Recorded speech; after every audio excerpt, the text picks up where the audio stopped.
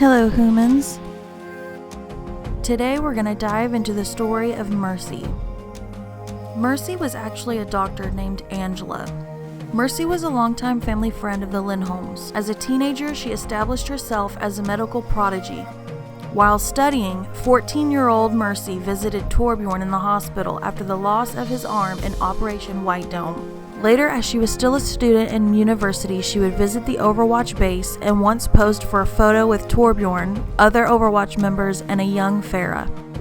After obtaining her MD and PhD in Switzerland, Mercy rose to become the head of surgery at a prominent Swiss hospital before pioneering a breakthrough in the field of applied nanobiology that radically improved the treatment of life-threatening illnesses and injuries. It was this expertise that attracted the attention of Overwatch.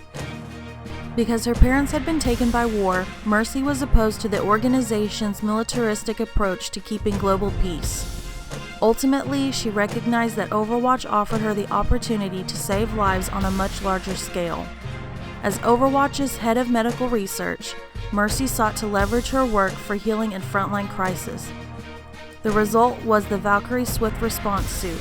Mercy herself piloted this suit on many Overwatch missions. Despite her contributions to Overwatch, she was often at odds with her superiors and the organization's overarching aims. One example was the development of the biotic rifle by Torbjorn. Torbjorn provided assurances that the device was only intended for healing, but Mercy maintained that this was setting Overwatch down a road that could lead to the weaponization of biotic technology, and that she had only conducted research in the field on the condition that it would not be used for offensive purposes. 8 years before the present day, Mercy treated Gerard Lacroix for injuries he received after surviving a Talon attack on the Blackwatch Rome facility. She reported that she expected him to make a full recovery.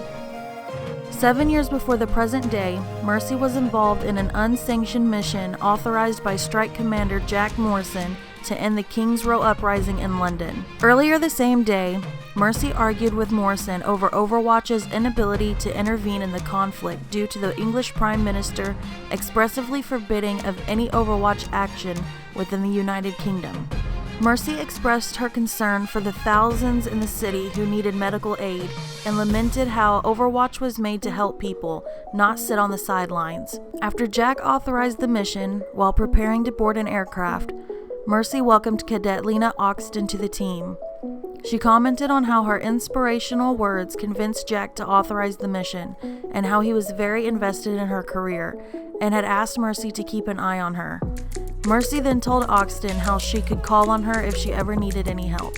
In Overwatch's final days, the group was faced with a series of allegations, and Mercy was interrogated in the hearings conducted by the United Nations. In light of the fight between Overwatch members Jack Morrison and Gabriel Reyes, Mercy admitted that the outcome had been inevitable.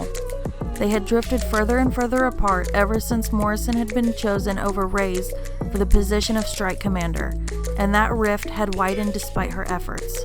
Mercy ultimately left Overwatch due to being conflicted with the organization's militaristic methods. Afterwards, Mercy dedicated herself to helping those affected by war. She continued to work in medical facilities. When Winston issued a recall for Overwatch agents, Mercy was in the Middle East. Mercy was unsure if Overwatch should be restored. She received a letter, possibly sent by Genji. I hope you enjoyed this video. I know it was a little different from the other ones, but it was also kind of fun. If you would like to see some more Overwatch makeup, please subscribe. I hope you have a wonderful day, and thanks for watching.